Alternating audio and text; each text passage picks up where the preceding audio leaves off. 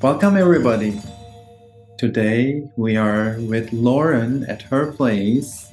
We've been just working on this background. We're quite happy with it. This is an interesting background. The setup is interesting. I really like it. It's very official. It's very podcasty, and we want to have like a good microphone. So this episode we're not gonna have any sound problems, which we've been having a lot. Welcome to From Bali with Love. Oh yeah, we're gonna have people in the background coming in and out. Oh, That's okay. This is Bali. Lauren, hi, Emot. hi. Thanks for having me Nice to see you. at your lovely place. We met through Bali Astrology Community. She came to one of our meetings, and then we became friends. And she's doing some crazy, amazing work. And I said, let's do an episode with you. It doesn't get more Ubudian than this. We're also showing the different sides of Ubud. I'm hoping real people, real stories, real work. So, welcome, Lauren. How would you like to introduce yourself to people? Okay. Yeah, I'm Lauren. I am a baby soul communicator, which is quite a strange but also interesting title, I guess you could say. Yeah, and as a background, I was a registered nurse for 20 years, and then literally my clinical world and my spiritual worlds collided on a night shift one evening. And so, yeah, now I'm here in Bali. I am doing my thing, working with babies from preconception to childhood. And yeah, and just seeing where this crazy journey is going to lead. Crazy journey indeed. You went straight to the point. I love it. So, okay, let's start with your background a little bit more. Where are you from? Your work. How did you become a nurse? Why did you become a nurse? Yeah, and sure. How long you've done it? And what have you learned? Yeah. Yeah, okay, there's some big questions. But yes, I'm from Australia, in case you can't tell by the accent. I was born and raised in Australia, but have travelled all over the world, lived in the UK for a bit, spent a lot of time volunteering in Africa. And I worked as a registered nurse both in Australia and in the UK. And it was something I'd always wanted to do. Ever since I was a young child, I just wanted to be a nurse and look after the babies. That was always my plan, and it didn't change much at all throughout my childhood years, and then also as a teenager as well. So I spent 20 years looking after mostly sick babies, preterm babies, babies who are unexpectedly unwell after their birth. And yeah, as I said, it was something I'd always wanted to do, but I had some really big questions as someone who is generally curious about the world and doesn't just believe things just because I'm told them. I can be a bit rebellious in that way. I started to, I guess, ask some deeper questions around babies, why things were happening, around life, around death, around everything in between. And and I started hearing, I guess, what these babies were telling me on a much deeper level, well beyond their physical little human selves. So it just, snowballed from there, I guess. And because I wasn't able to find the answers to my questions through my colleagues or the doctors I was working with or any of the research that I was exposed to. So I started asking the babies themselves, and I learned a lot along the way. Wow. Okay, so one thing you liked about working with babies and one thing you did not enjoy about working with babies? I love just caring for babies. I love how they, even from birth, even if they're very premature, they're so different. Their energy feels different. You can feel their their soul's essence, their their personality. It all starts to come through very early after birth. And so I loved that. I found that. I was really curious about that.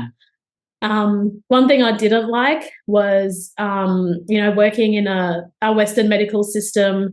A lot of things didn't make sense to me. Also, I hated the hours I had to work. 12-hour night shifts were a killer. I hated them.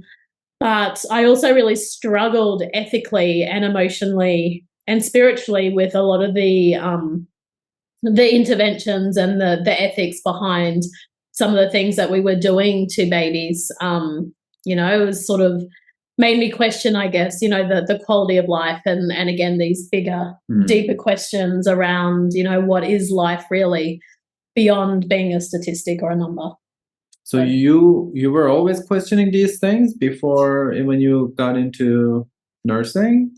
Not in that way. I guess I'd always questioned, again, more why we're here, those types of questions. I was brought up in a very strict Christian household, and I remember being around 8 and really questioning that, like thinking, why would God only love us because we're Lutheran? What about the Catholics and the Muslims and the Protestants and all these other religions, the Buddhists? Like, surely God loves them too. So I remember even being around 8, having these kinds of questions and questioning what I was just being told or fed from, a very early age. But I guess as I got older, those questions changed and shifted a little.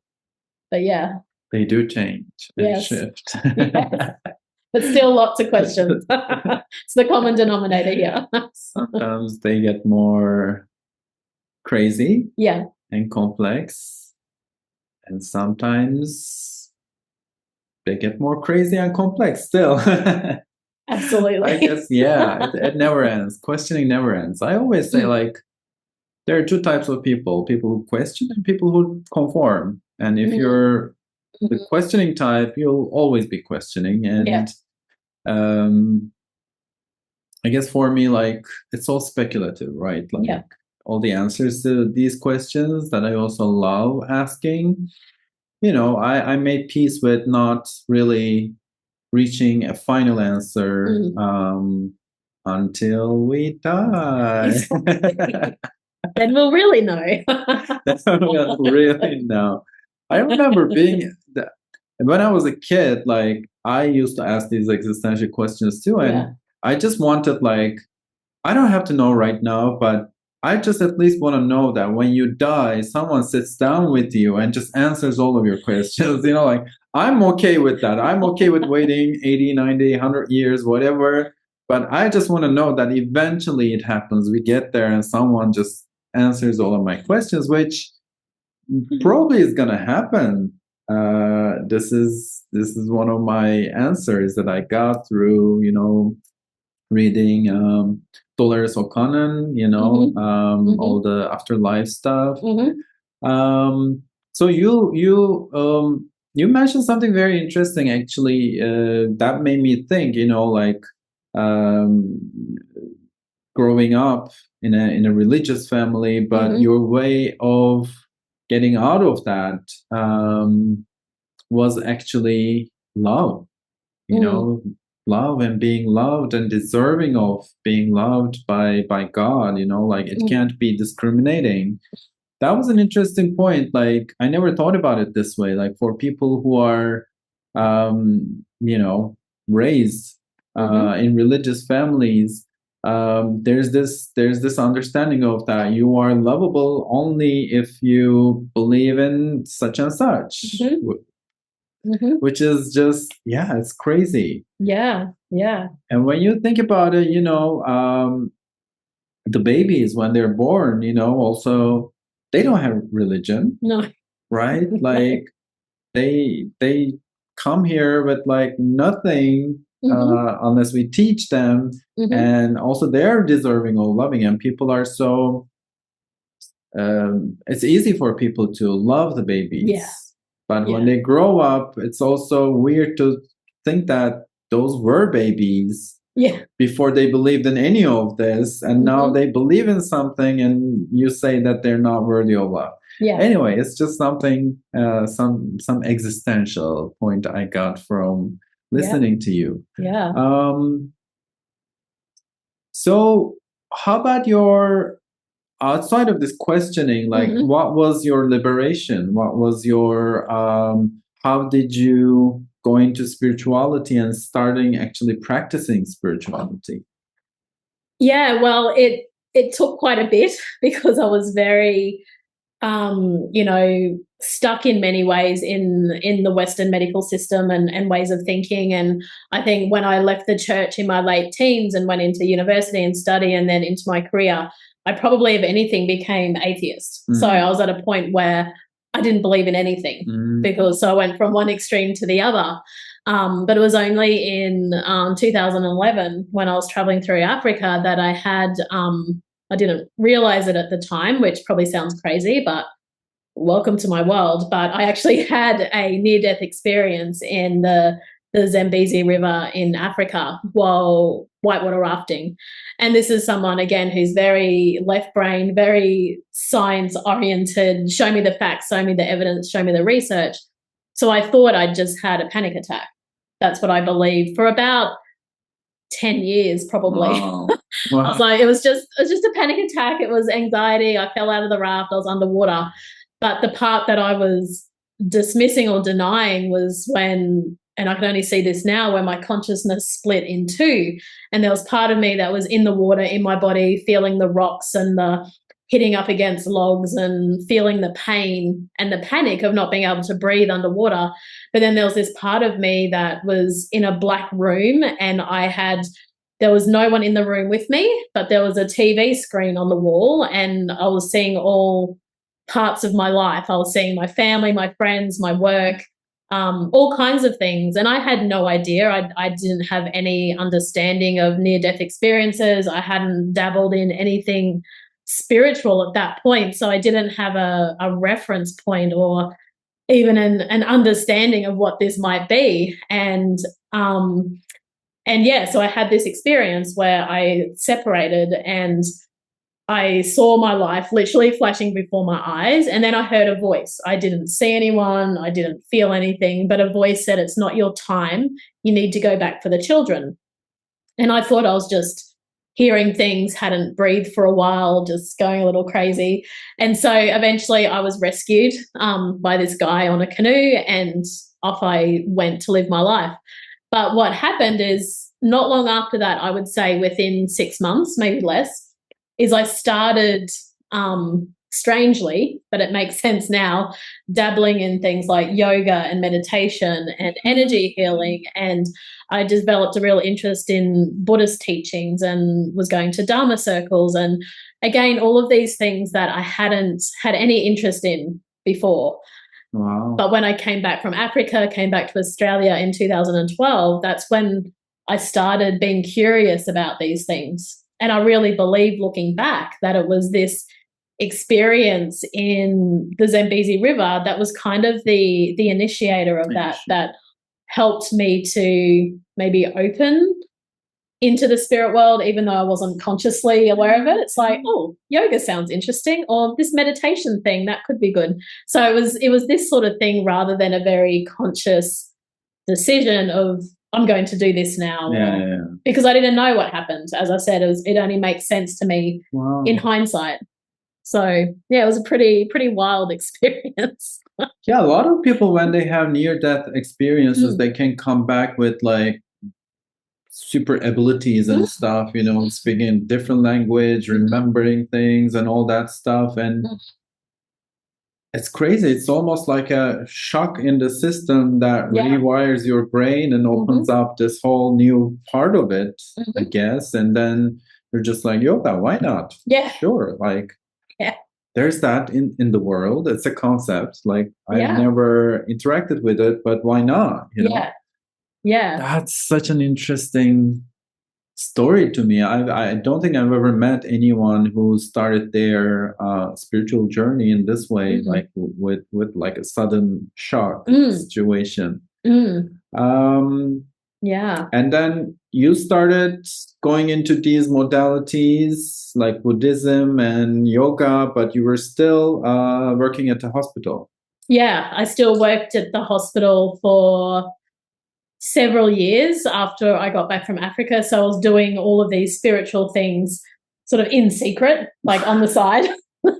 And then going like to we all have like to we all do, like undercover. That's it, but undercover, and no one else can know this. I can't talk about this at work. Right. But yeah, that's how it was from 2012 until I left the hospital system in 2021, and it was about 2016 that my worlds collided.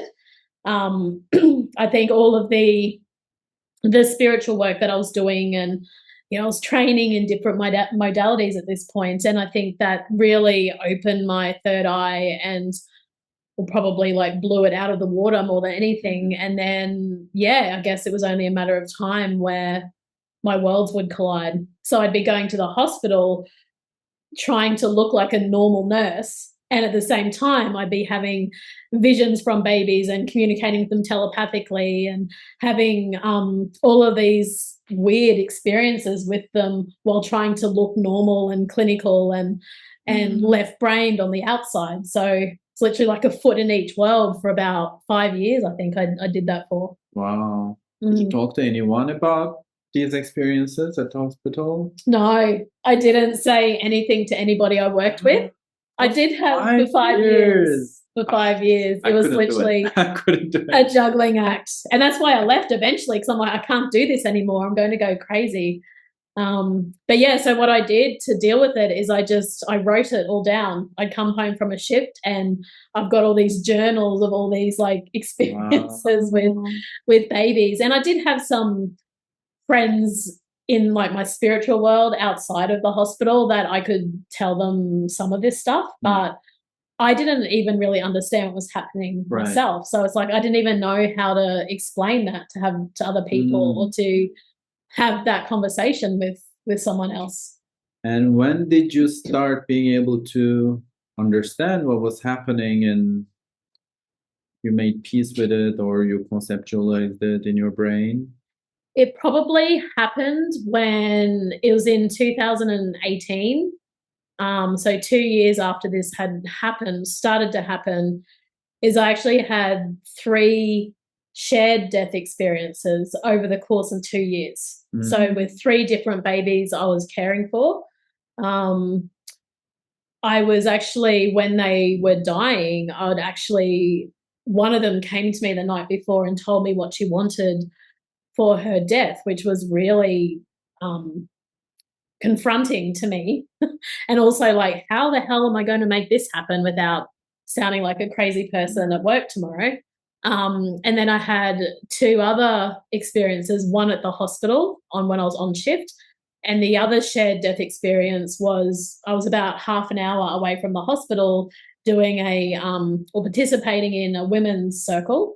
And suddenly it's like, again, the veil thinned or the curtains parted, or I don't know how to describe it.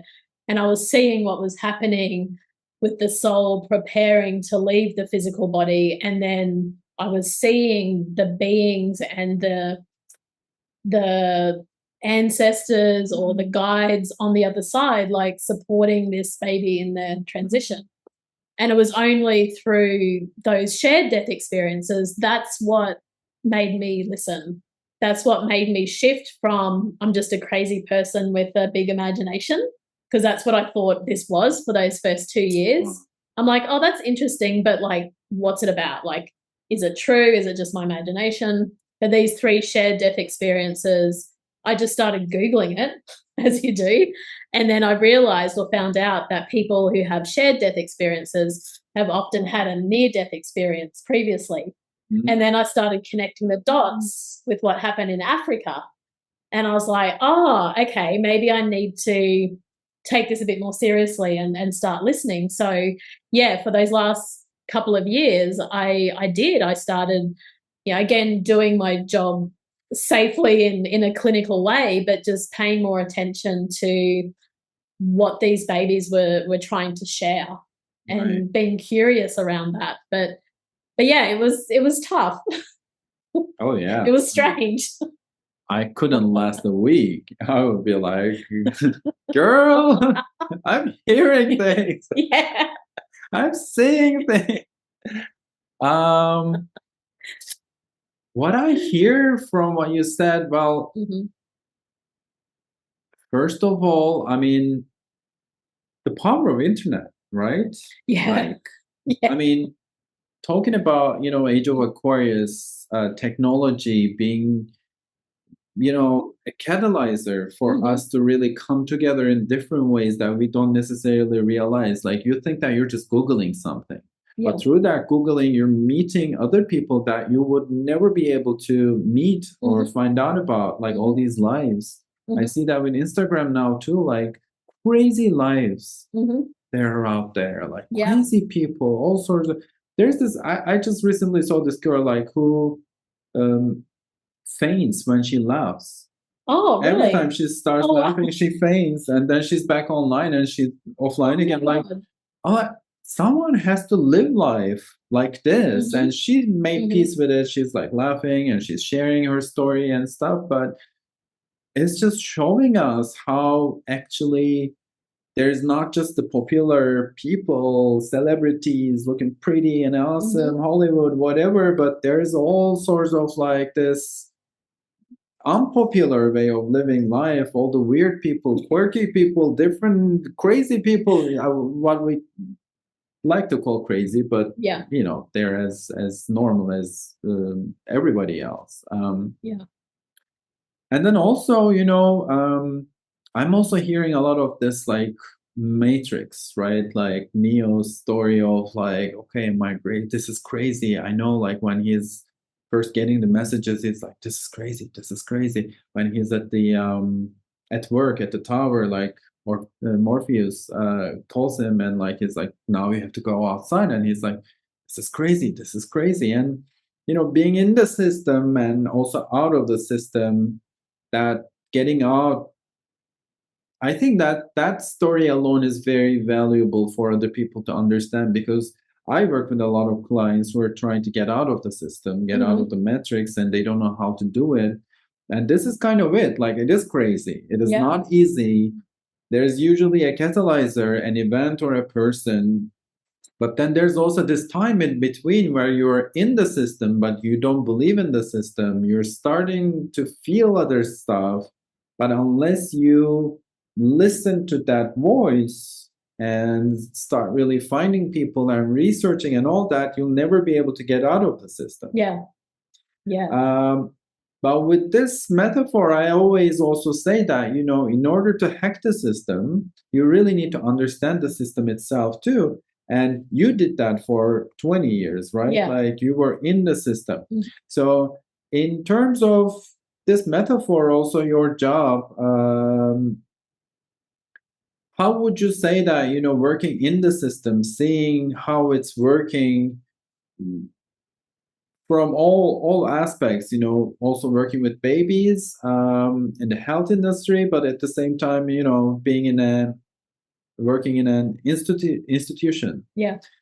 How did it help you get out of the system, or how is it still helping you doing what you're doing now? You're doing your own thing, you have your own business. What can you say about this? Yeah. It was something that was very unexpected. I thought I'd be a nurse till I retired. I never had a plan, if you like, to exit the system. But again, I think not to blame these babies and this next generation, but the things that they were teaching me through their communication with me and the experiences I was having with them, and with my natural curiosity, I just started to really feel that some things weren't right Mm. in the system. And and I still to this day have a lot of respect for Western medicine, and it has its place. I don't diss it completely, but I'm also not believing everything in blind faith like I was taught to, educated to, and trained to as a nurse. Now I question everything, and some of the questions that I did ask unfortunately, and I don't know if I can talk about it on this, but I will anyway because it's my truth. But yeah, I was forced to choose in 2021 with COVID about whether I would be vaccinated or not. And it became compulsory or mandatory for my role as a nurse to be vaccinated to continue working. Mm-hmm. And everything in me, everything I'd learned about my own intuition, the power of my own intuition, what my body did and didn't want, and also as someone who had vaccinated babies for 20 years and also learning some things that I started to question just the blanket use of these things. And, you know, I'm not anti-vaccine, but I'm not as pro as I used to be. I have a healthy questioning energy around that now. But yeah, I was forced to decide, and everything in me was saying, no, do not do this. And so I had to trust that, but it had huge consequences for me, and that I lost my job. My job, I realized, was my identity. That all disappeared overnight. My income stream, my insurances, my my security for my future financially through my job, like all of these things just disappeared overnight. Yeah. But I also knew, well, in hindsight, I can see that for me to exit the system, even though it was weird and I didn't agree with it, it was comfortable. So I knew that for me to exit the system, it was going to take something big. And that was it for me. And I made that choice. I decided not to be vaccinated. And as I said, I paid a very high price for that on the human 3D level. But I felt totally in alignment on the soul level. Yeah. And I think the babies taught me to trust my own intuition. And so I had to do it. But it was a reluctance, in many ways, exit from the system. But it was also what I needed to stop hiding behind my scrubs, stop trying to act normal as a nurse when I was also hiding part of myself. I was also keeping myself small. I wasn't being authentic and true to myself. And so in hindsight, that exit from the system really helped me to step fully into my authenticity, my work, my truth, without having to hide. So yeah, it took a big push for me to exit, but I think that's what I needed. Yeah, 2020 was a big, catalyzer when it comes to a lot of people's lives. And this is when, for me, the pretty much Age of Aquarius started, social planets and Pluto going into Aquarius. For me, this is the beginning of it. And yeah, it requires for us to be more ethical, in a sense, not because of our personal preferences, but for the betterment of all humanity. We need to respect everyone. We need to be equal, and it's rebelling against this. Like, wait a minute! Like, I don't want to be forced to do anything. Like, I don't know if it's good or bad, but if I'm not there yet, I'm not going to conform to this. And this is happening more and more. And when they happen, we think it's a bad thing, right? But it can also be a catalyzer for you to just, okay, I need to step out of this, and this is not for me anymore. Yeah. Yeah. And that, like, you summed that up perfectly. That's exactly what it came down to. This no longer aligns, and I'm here to make a choice now to stay or go. Yeah. And to me, it's strange looking back, but even at the time, it wasn't even really a question, because that it was so strong in me that it was just time to leave. But I always say the metric system, because we are born into the metric system, and we conform to it for as long as we did. It's all left brain oriented, right? It has its own like mechanics. You always think about, okay, what's comfortable, what is more guaranteed, what is more prestigious, what makes more money, like when you think about these things going into your spiritual life, your, Aquarius life, they're not going to work for you, because I could be making more money in the system than I am making right now. But I had to choose other things like freedom, for example, for me over, money. helping people, or like making a person who is called the boss rich. All these things, they don't work in the new system. We need to care about equality. I always say contentment. Yeah. Creativity is important to me, and being authentic. Yeah. Authenticity is very, very important. What you do, I never heard anyone talking the way you do about babies. And I said this to you in person too, and I'm gonna repeat it here. Like, I think by the end of this transit, when we really go into the Aquarius age, your job and my job also, astrology. I don't think astrology is where it should be right now in the world. Yeah. I think these are going to be that much more popular, and then we're going to be the really change makers as the pioneers of these practices. And yeah, that requires for you to be courageous enough to listen to your instincts, which no one really told you in the old world. Like, No. they were also like suppressing, like, your instincts, like, you don't feel like working today. No, you have to show up every morning 9 to 6 and perform. And it's like, wait a minute, this is not humanly. Like, it's not possible. Like, we change our bodies, the moon cycles. Like, I'm following the moon cycles now, and no one would understand this. Now I have a life where I can follow the moon cycles, and based on the moon cycles, I say, oh, this day I'm not going to be able to work. Yesterday, for example, was one of those days. No, Monday, it's the balsamic phase where the energy is drained out of the body. I just wanted to be in bed all day, and I didn't have that choice to be in bed all day in my old life too. So, okay, exiting the matrix. And then how does one create this new business and start talking to babies and realize that this can be a service and you can charge people and you have to find people and all that stuff? Like, how that transition happened?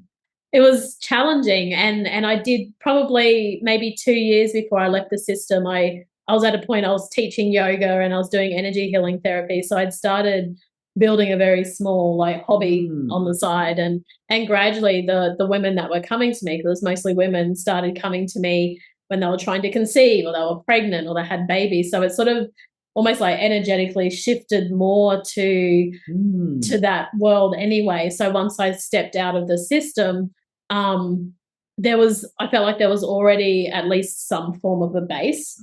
But then it was about working through that, because I'm a nurse, not a business person. So it was this very steep learning curve on, building a website and doing social media and managing the finances of a business. Because, I was used to getting a paycheck twice a month. I didn't have to think about that stuff. I didn't have to think about what to charge or how to chase people for money or, all of these things. So it was a journey of just lots of mistakes, I have to say, lots of mistakes, lots of trial and error, lots of falling down and choosing to get back up every single time. And I still do that. And, I think the other challenge too with this work is, as you said before, like, it's not common. People don't know that this is even a thing. So at least with something like massage therapy, for example, you can say that and people have an idea what you're talking about. But if I say baby soul communication, people are like, what the? Like, they've never heard of it. So there's also this like educational part of it that needs to come first, even before the business side of it. So, and to be honest, it's, I've been out of the system now for it'll be 4 years in September. And it's something that I'm still navigating. I'm still trying to navigate the clients and how to even best use this skill or this wisdom, even how best to serve from that space, like how to share that wisdom or how to be that messenger for these babies, like even the best way to, or the format or the best way to show up for not only the babies but their parents as well. So I'd say it's something, yeah, that I'm still navigating. It's something that I'm constantly learning and trialing and failing and succeeding and learning and change. It's just this constant, like, journey, I think. What makes you keep going? The babies. I keep coming back to them. It's like, you know, they are literally my why, because I feel deep in my heart that my soul's purpose in this lifetime is around, you know, being the messenger, being the giving these babies a voice. You know, we think babies and children can't communicate, or they don't know anything, or they you know, it's moving away, thank goodness, from being seen and not heard. You know, that's sort of shifting now, but there's so much more wisdom that these babies have to share. So every time I feel like giving up, and it happens on a fairly regular basis, where I think, oh, I should just go and get a normal job. There's something in me that is like, I feel that connection to them, and why I'm doing this, to support them, to help them feel seen and heard. Because I think that's something that a lot of us as adults didn't have as children, where we didn't feel seen, we didn't feel heard, we didn't feel safe, we didn't feel respected for our own journey through life. And so that's something that I feel, yeah, very passionate about this next generation. Like, let's change that. Let's see them in a different way. Let's see them for who they are, which are these wise beings who are here to actually teach a lot more than they're here to learn. And how can we see them and show up for them in really empowering ways. So yeah, so it's a long-winded answer, but that's, yeah, what keeps me going. Yeah. Every time. Yeah, there's always this, I want to call it like higher purpose, right? Like you kind of believe in, like no one really tells you. You cannot find this job in, I don't know, in any magazine, anywhere. Like it's just, there's no 3D equivalent of this almost like calling, right? But it is there, and it is about time we care about it as much as all the things that are there, right? Like if we believe that the metaphysical is real, as real as the physical, then yeah, that calling is as real as like getting a job interview or a job offer, or your parents telling you what to be, you know, or you know what job makes most money and all that. Yeah. Oh, so many questions. So this is such a juicy subject. But I want to bring it back to, I mean, babies is, yeah, you work with babies. Or let's wrap it up with, or that part with, what kind of people come to you? What do you offer? What do you heal when people come? Yeah, so mostly I work with women. I do work with some men, but 99 probably % are women. And it's women who, interestingly, most have very much been through the Western medical system and haven't been able to receive answers, or answers that haven't made them feel content, or given them any sense of closure. So this can be women who are trying to conceive. Perhaps they've been through IVF several times, or there's some kind of physical thing going on that they're not able to conceive, or there's even infertility for no reason. They've had all the tests and can't find any answers. So they're kind of at their wit's end, and like, I don't know what else to do, because like I want to have a child. So I work with those types of people who, yeah, literally, it's like I'm a last resort in many ways for answers. And yeah, those who are trying to conceive, those who are pregnant, probably most women I work with have experienced loss in some way, whether that's miscarriage, termination, stillbirth, the loss of a child, like all of these things that, again, they haven't really been able to find the answers to their why. and they're searching like for something deeper than just what Western medicine or a test can show them.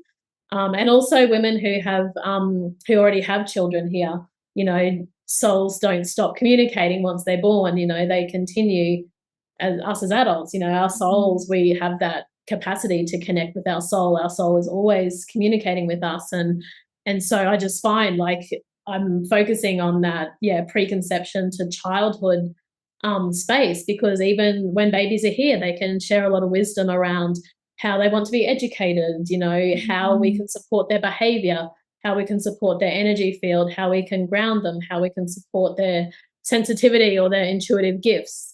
We can ask them directly so that parents are not trying to guess how to help them. So yeah, it's a wide variety of women that I see. But as I said, usually they're kind of, I don't know what else to do. And it's interesting because I find they're usually asking the same questions I asked when I was a nurse. It's like, why do babies die? Why do babies get born into really difficult social environments, like born addicted to drugs or born into violent family situations, or, you know, all of these really awful things. And my biggest question throughout my whole nursing career was why? Like, why did this happen? So it doesn't surprise me that now women are coming to me with the same questions. But this time we can look for different answers, like on a different level. Wow. So that's beautiful. That's a beautiful way of being shown both sides of the same coin in a way. Yeah. So I want to talk a little bit about your journey to here, Ubud. How did that happen? It was not a plan. If you, like most big things in life, we don't tend to plan for them, right? They just catch us off guard. But yeah, if you'd asked me this time last year, or if you'd said that I'd be in Ubud, like I would have laughed, because it was not part of my plan. I was happily living on the Gold Coast back in Australia. You know, I had an apartment I was renting. I was doing my business thing. I also have a writing business, so I was doing a combination of both. But like everywhere in the world right now, costs of living are increasing, and I was just about getting ready to sign a lease for another 12 months on my apartment, and they told me that the rent was going up by 20%.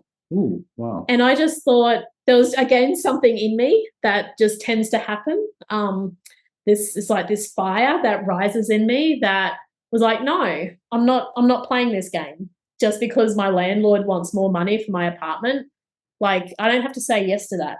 And because it would mean working more, probably having to get like another job. I was determined not to go back to nursing, all of these things. And interestingly, I had actually booked to come to Ubud last year for 1 month, just to come for a holiday.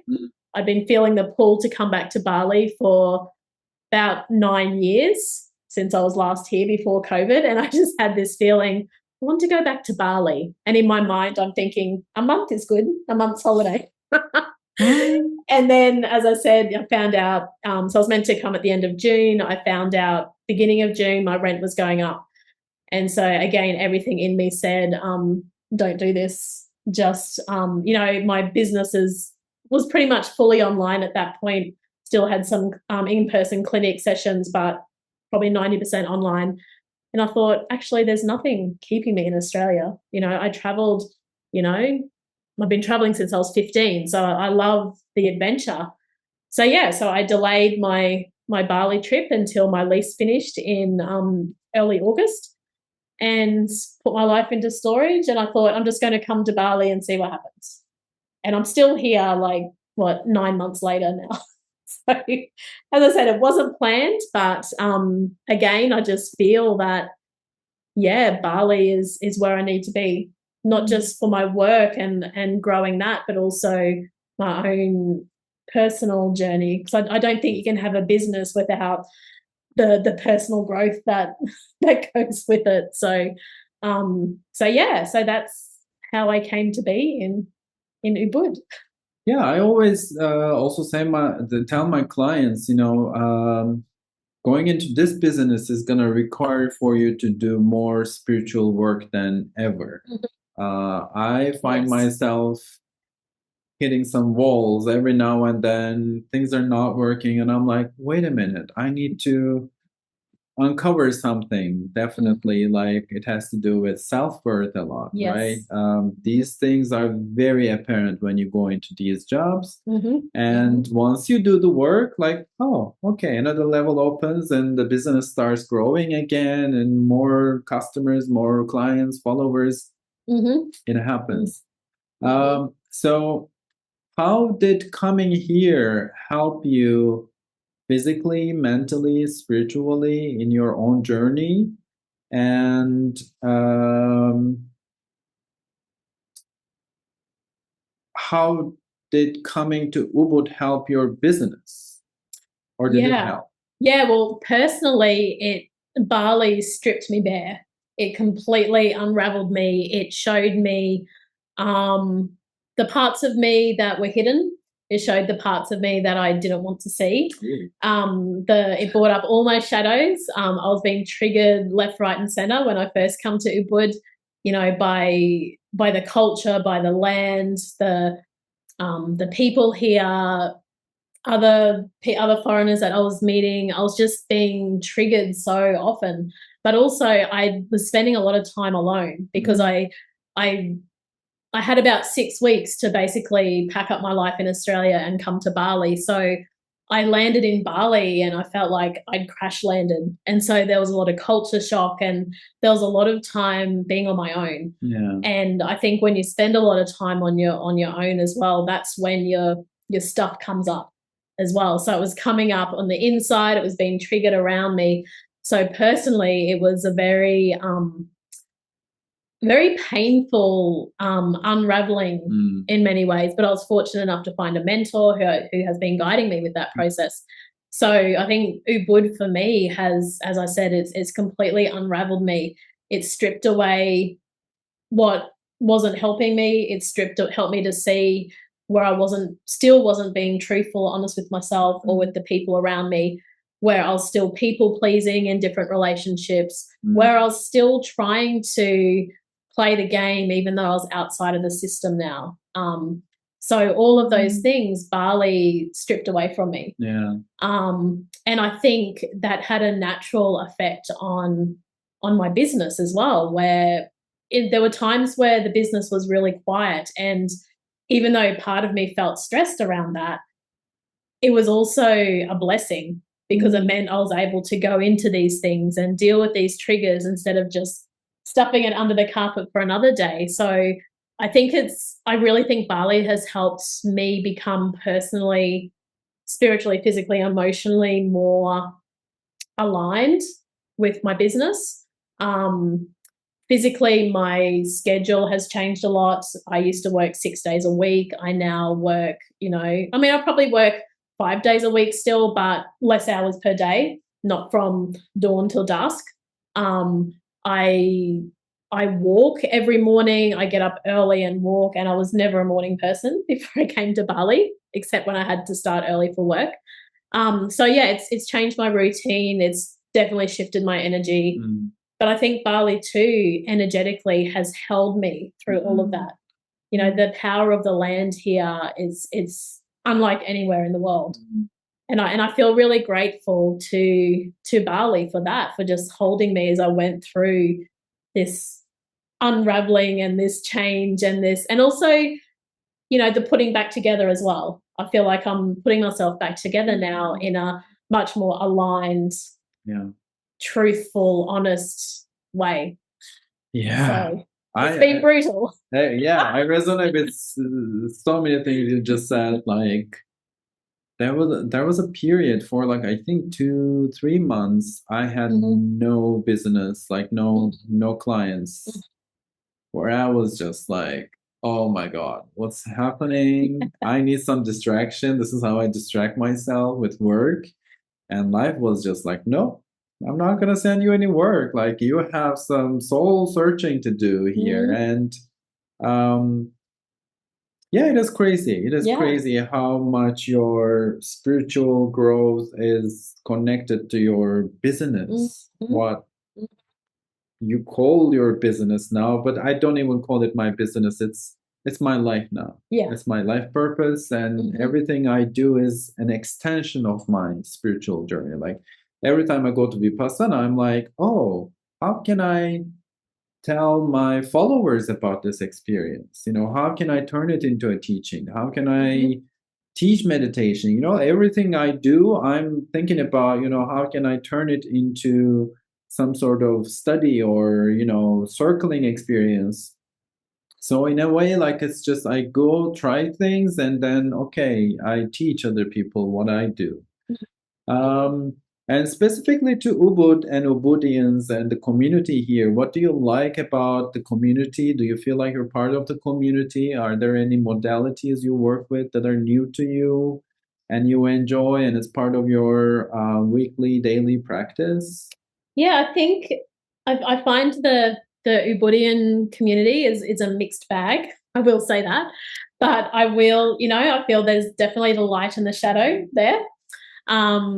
Thankfully, I've been able to connect with those who are and on a similar journey navigating that. You know, because I think you know spirituality can mean very different things for different people, and sometimes it can be dressed up for Instagram and it can lose some of its potency, I guess, if you like. But what I've realized here in Ubud, and sometimes you have to dig to find the people, but I find it's where all the black sheep in the world are meeting in Bali. So all of those who are exiting the systems or realizing that no, actually, I don't want to play this game anymore. I have a different um, wish for my life, or I want to live life differently to what I'm told or what's expected. I feel there's a lot of those people here in Bali, especially Ubud, and I'm like, these are my kinds of people. It's just I've had to go to Bali to meet them because they're not in Australia. So that's been so powerful for me on so many levels, and I find the smaller group stuff, the more the social things where you can just get out and meet honest, authentic people and have honest, authentic conversations because I don't want to talk about the weather. Like I don't, it does not interest me in the least, and I will like you nothing. I just have nothing to say around really Mundane stuff. mundane. That's the word I was looking for. Yeah, I want to dive deep, and I love here in Bali that you can have really deep conversations with people that you met like 20 minutes ago. Right. So that to me is really powerful. As for the different modalities, I've done a lot of different things over the years, and I'm actually finding now I'm at a point where I'm wanting to pull back from all of that. Like I'm wanting to focus on myself and follow my own intuition. And if I feel called to doing something like, you know, with your astrology group, like, oh, there was just something in me that was like, I felt pulled to go, then I'll go. But I won't go to something just because it's like a meditation group or it's a uh, women's circle or something like that. Like, I did a lot of that stuff earlier and it's been very great. I'm not, you know, it's very powerful work, but now I'm finding, yeah, it's a much more internal focus for me now, which has been a big shift since I came to Bali. Because back in Australia, I was going to the women's circles and the meditations and the energy healers and all of that, and I still love doing that. But it's a lot more discerning now, like really discerning. So there is time and place for that, yeah, for sure, but it's not every week. no, no, exactly, it's not a regular meeting situation, regular energy transmission, whatever. Yeah, I totally agree with what you say. Like it becomes much more um a lone journey where when you start connecting with yourself and the other realms and the nature, you're like, you know what? Like when I'm in my own element, everything flows. Healing also flows. So I don't need so much more from outside. But obviously, I think this happens after a certain time in your spiritual journey where Yeah. you've done all the basic stuff, Mhm. you've grown into, being your own spiritual person, and Yeah. then you're like, how to navigate now for Yeah. the most part of it. And when I need help, I'm open to it. Yeah. And again, this is a kid in a candy store situation. If Yeah. you're still like hungry for all that, Yes. there are all sorts of things. Absolutely. Wow, like we have to wrap it up at some point, but Yeah. okay. Maybe we'll do another episode. If you like it, write it down in the comments. I have to We start. can chat more. Yeah. Write down your questions. I'm learning how to do social media in the way that other people do. Click, subscribe, like, Yeah. whatever, like all that. All the buzzwords. Yeah. Um, what's next for Lauren? Any projects? Any direction? Anything you wish? Hope? Yeah, there's a couple of things. One is the all those journals that I wrote when I was in the hospital and couldn't speak to anyone. I feel like they will become a book. Um, so that I have started that process. I mean, I started it quite a while ago now, but I'm feeling now I'm here in Bali and I have more space. Like I'm starting to feel more energy behind that. So that's one direction. The other direction for me is I'm also passionate about um, empowering women in particular to connect to their own intuition. And so I don't want people coming to me for the answers from their babies because we're all souls. We all have that connection by default. So it's empowering women or helping women to remember that connection and that they can connect with their baby soul at any time. So I'm working on an online program to help women do that and also do energy work on babies as well because they're so energetically sensitive, these kids, that there's similar tools I've learned just from practicing on babies in the hospital, really doing energy healing stuff that I've realized work for them. So that's my next baby that I want to birth into the world. Wow, nice. So yeah, watch this space. Yeah. Because I don't even know yet. I'm learning to not get too fixated on having a plan or anything because it just life has other plans. Yeah. You can only, think about it and put it out there. And if it's meant for you, it's going to happen anyway. It's part of the spiritual path we're trying to walk on this very 3D, very material world as people who have connection to the other side. Yeah. Well, thank you so much for this conversation. Oh, you're welcome, Emil. It was lovely to chat to you, and I love the questions that you asked. Yeah. It's like but we always have great conversations. Yeah. So, yeah. You're double Gemini? No, Gemini rising, Leo sun, and Libra moon. Libra moon. Okay. Yeah. There's that Gemini for sure. Yeah. For those who are into astrology. I'm trying not to make this too astrological. This is just conversations with Ubudians, but it's also me, Yeah. I can't not talk about astrology. Yeah. Yeah, I hope this was interesting for you too. I mean, we're getting to know more and more Ubudians. There are different ways of being an Ubudian. This is what I like to show here, and this is also one of them. And we have a little bit of Bali background for you. Like I said, we're at Lauren's place. There's a really beautiful pool down there. And yeah, keep following for more stories from Ubud with Ubudians. And as I always like to finish, from our hearts to your hearts, from Bali with love. And I'll see you in the next episode. Bye-bye. Bye.